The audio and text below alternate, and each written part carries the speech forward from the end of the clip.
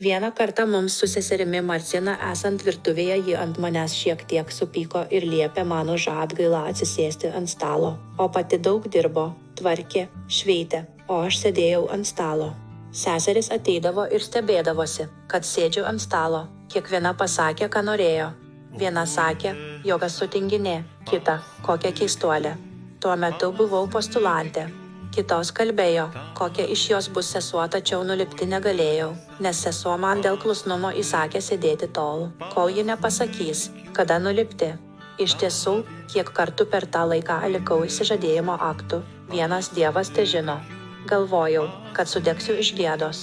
Dievas nekartą pats leisdavo tokius dalykus, kad viduje tobulėčiau, bet už šį pažeminimą jis man atlygino didžiulę paguodą.